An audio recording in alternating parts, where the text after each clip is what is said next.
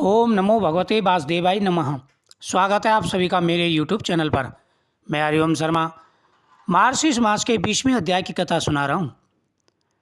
इस कथा के माध्यम से आपको भगवान शिव की कथा का आनंद मिलेगा और उनकी भक्ति प्राप्त होगी।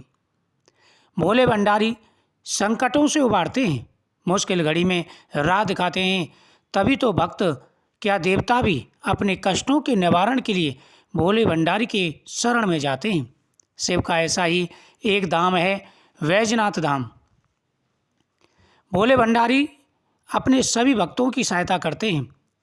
जो भी सच्चे मन से भगवान को पुकारते हैं, भगवान उनकी तरफ दौड़े चले आते हैं, चाहे वो भगवान कृष्ण के भक्त हों या भगवान शिव के। बैजनाथ धाम, कांगड़ा के बैजनाथ धाम में महादेव के सबसे बड़े भक्त ने अपनी भक्ति की परीक्षा दी थी।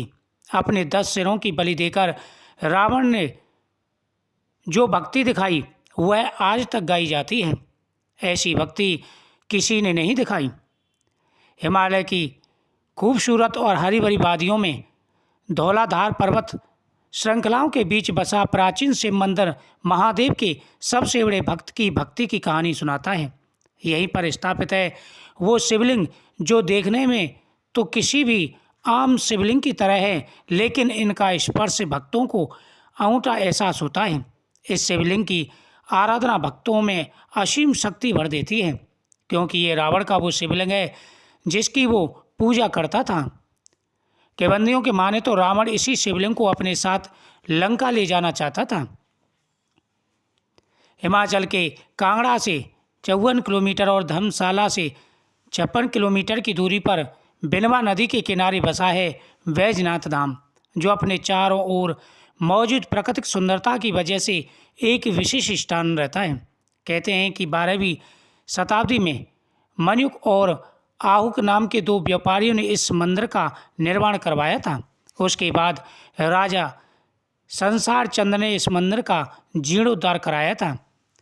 पौराणिक मान्यताओं के अनुसार त्रेता युग में रावण ने शिवजी की तपस्या की।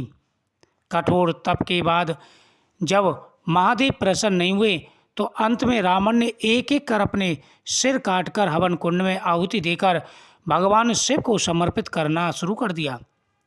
10 बार अंतिम सिर कट जाने से पहले शिवजी ने प्रकट होकर रावण का हाथ पकड़ लिया और एक वैद्य की तरह ही रावण के सभी सिरों को पुनः स्थापित कर दिया। रावण की तपस्या से प्रसन्न होकर शिवजी ने उसे वरदान मांगने को कहा। रावण ने कहा, मैं आपके शिवलिंग स्वरूप को लंका में स्थापित करना चाहता हूँ। शिवजी ने तथास्तु कहा और अंतर्ध्यान हो गए। अंतर्ध्यान होने से पहले शिवजी ने अपने शिवलिंग स्वरूप को 2 चिन्ह रावण को देने से पहले कहा था कि इन्हें जमीन पर मत रखना।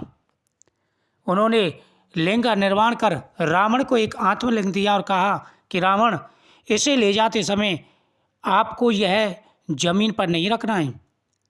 जिस जगह पर अगर आप रख दोगे उसी जगह पर स्थापित हो जाऊंगा। यह कहकर अंतर्ध्यान हो गए। जब रावण लंका को चला तो रास्ते में गोकर्ण क्षेत्र में पहुंचा तो रावण को लघुशंका लगी। उसने वैजु नाम के ग्वाले को सब बात समझाकर शिवलिंग पकड़ा दिया और लघुशंका के निवारण के लिए चला गया।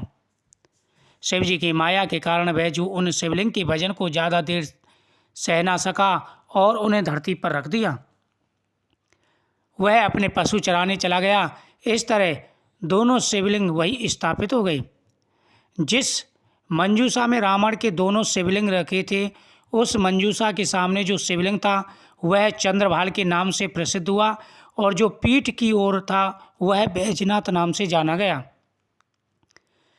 रावण की इस तपस्थली में शिव के प्रति उनकी भक्ति के सम्मान स्वरूप आज भी दशहरा के महापर्व पर रावण दहन की प्रथा नहीं है, बल्कि यहाँ भगवान के साथ उनका परम भक्त पूजा जाता है। नागरा शैली में बना बैजनाथ मंदिर शिल्पकारी का उत्कृष्ट नमूना है। मंदिर में प्रवेश के 4 द्वार धर्म, अर्थ, काम और मोक्ष को दर्शाते हैं और कहते हैं जो भी श्रद्धालु धर्म के रास्ते मंदिर में प्रवेश कर अर्थ और कर्म द्वार को पार करता है वो निश्चित ही मोक्ष की प्राप्ति कर लेता है।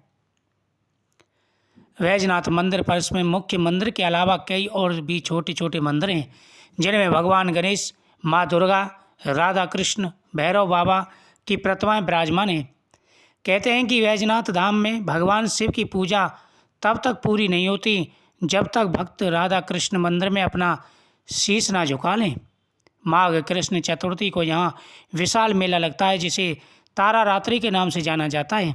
इसके अलावा महाशिवरात्रि और सावन के महीने में भी शिव भक्तों की भारी भीड़ उमड़ती है।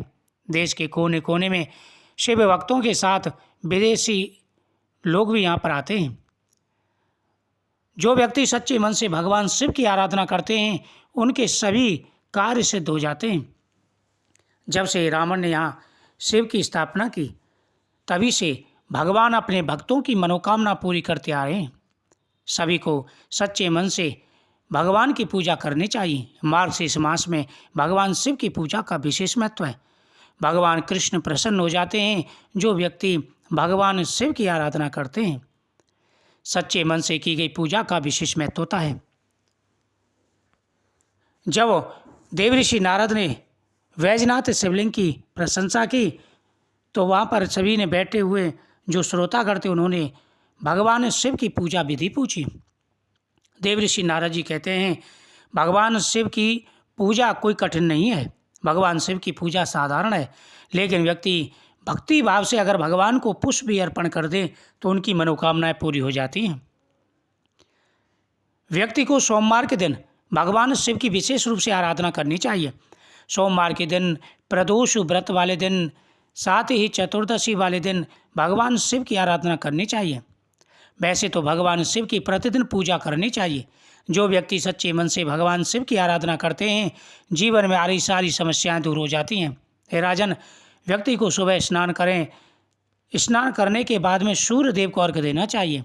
एक लोटे में जल भरें, उसमें थोड़े से अक्षत डालें, उसमें एक लाल पुष्प डालें, ओम सूर्याय नमः कह करके सूर्य नारायण को अर्घ्य देना चाहिए। उसके बाद में भगवान की पूजा की सभी सामग्री एकत्र करें। मार्गशीर्ष मास में भगवान कृष्ण और भगवान शिव की पूजा का विशेष महत्व है। जो व्यक्ति सच्चे मन से भगवान शिव और भगवान कृष्ण की पूजा करते हैं, उनके सभी कार्य सिद्ध हो जाते हैं। एक लोटे में पंचामृत रखें, साथ ही प्लेट में आपको बेलपत्र, भस्मी, अक्षत, भांग, धतूरा आदि चीज़ें रख लेनी चाहिए। सबसे पहले भगवान शिव जी का अभिषेक करें। पंचामृत से अभिषेक करें। पंचामृत ना हो तो दूध से अभिषेक करें। दूध ना हो तो जल से अभिषेक करें। ओम नमः शिवाय मंत्र का जाप करते हुए अभिषेक करें। उसके बाद में भगवान को शुद्ध जल से स्नान कराएं। फिर भगवान को भस्मी अर्पण करें। उसके बाद में चावल अर्पण करने चाहिए, अक्षत अर्पण करें।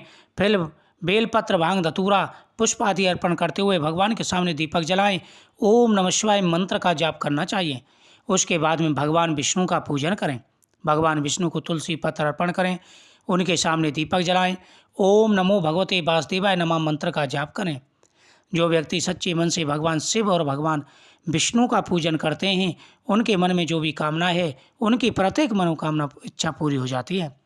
सच्चे मन से की गई पूजा का विशेष महत्व होता है। धर्म, अर्थ, मोक्ष की चाह रखने वाले को भगवान की नियमित रूप से पूजा करनी चाहिए। जिस घर में भगवान शिव, भगवान विष्णु और तुलसी माता की पूजा की जाती है, वह घर देव तीर्थ के समान हो जाता है। मार्गशीर्ष मास का 20वां अध्याय संपूर्ण हुआ। वीडियो को शेयर करें, चैनल को सब्सक्राइब करें। ओम नमः शिवाय।